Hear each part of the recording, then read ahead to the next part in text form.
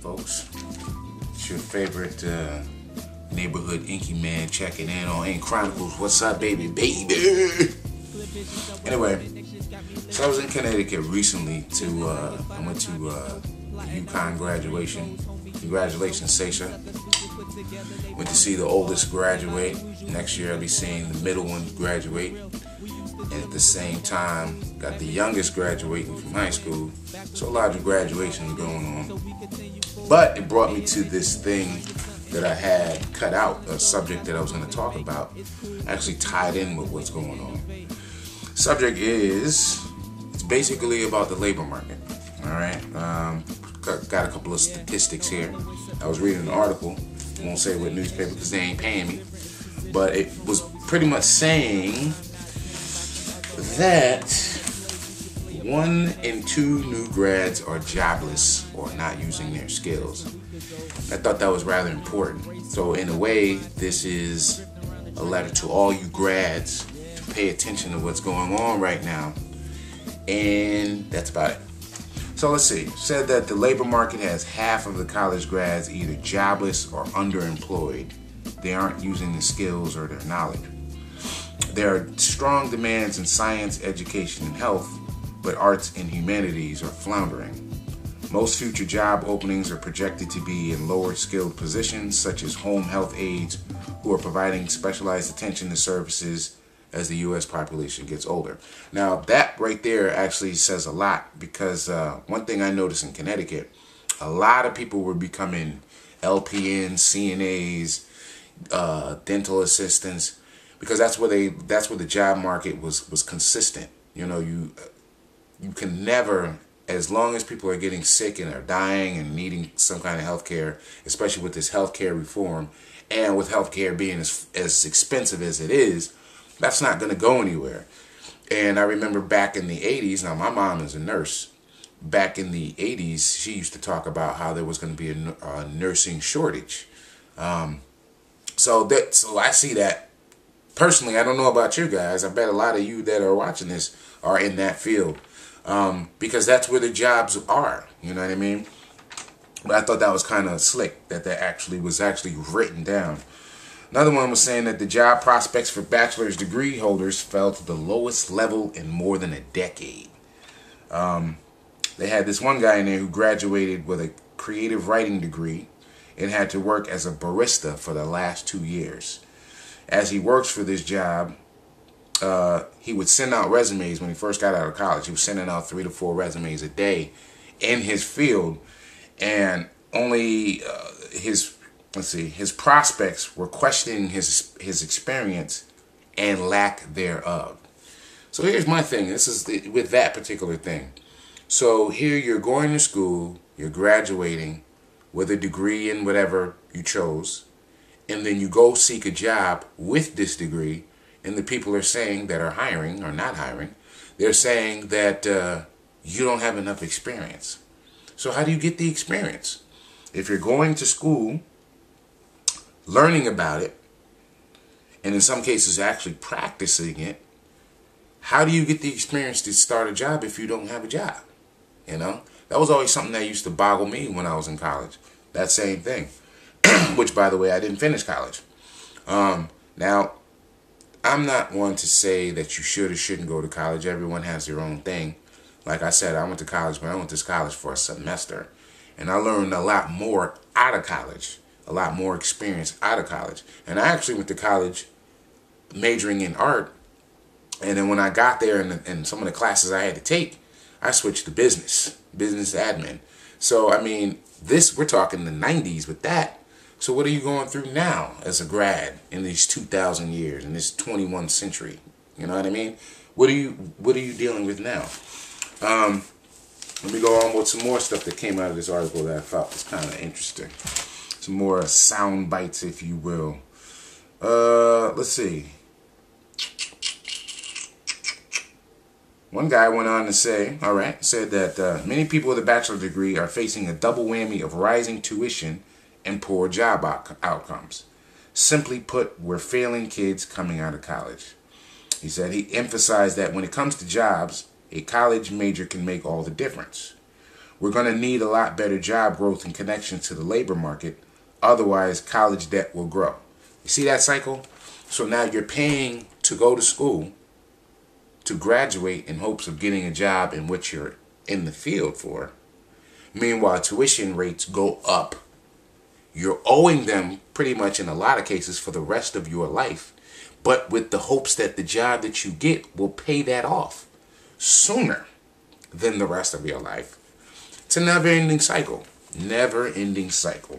All right, let's see what else they said in here.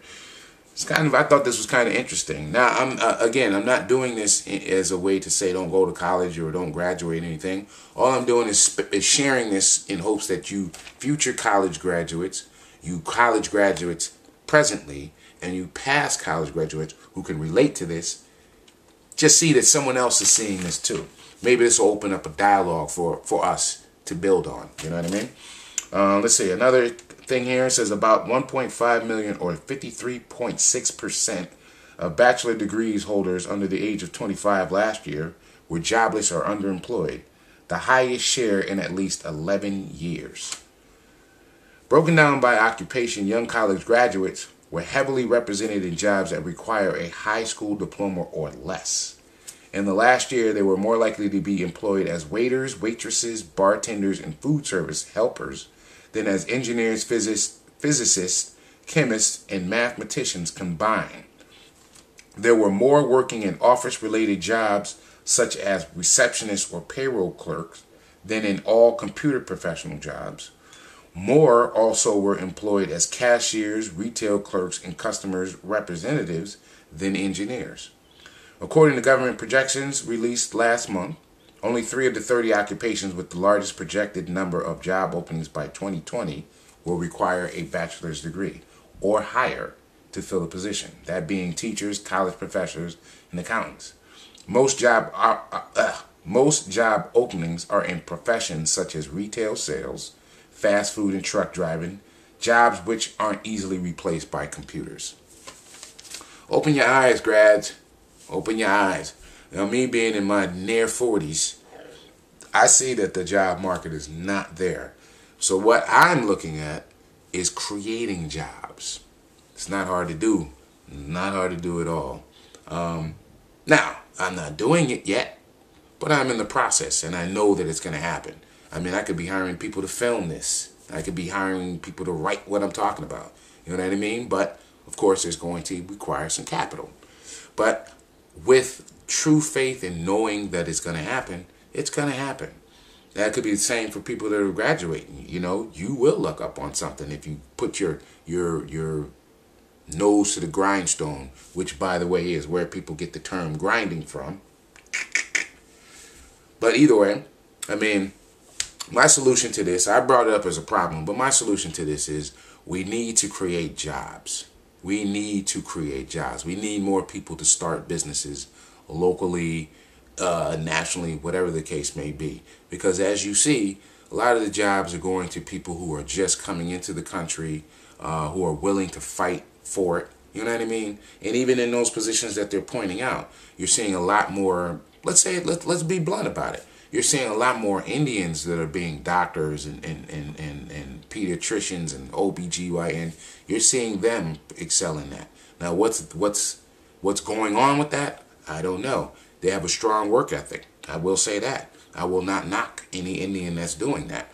All I'm saying is people that are not in this country or from this country are coming into this country and they're taking the jobs, mastering the jobs, and then they're going back to their respective countries and then making killings off of what they're learning here. That says a lot.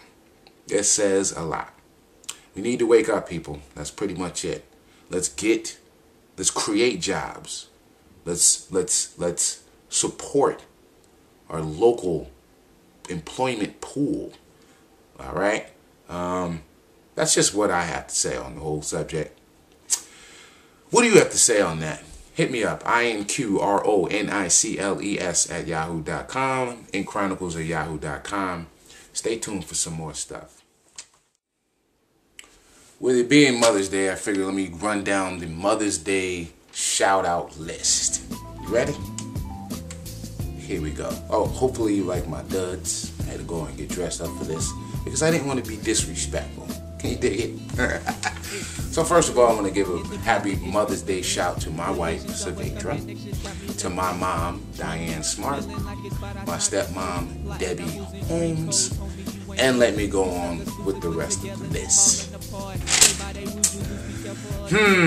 Kim Holmes, Adelea Holmes, Deanna Dillard, Gloria Doctor, Deidre Stewart, Ruby Mae Holmes, Granny, you know who you are, Granny, Laura Smart, Redona Welcome, Kim Smart, Tanya Smart, Jermel Smart, Dawn Robinson, Thea Robinson, Carolyn, Big Red Carolyn, you know who you are, Quatisha, and all the rest of my Web 2.0 social media, MySpace, Twitter, Facebook, mothers that's out there tuning in.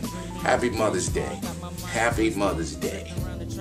Stay tuned for Men's Month next month, Father's Day and all that. You know, if you remember Men's Month was next month, good. If you don't, you will.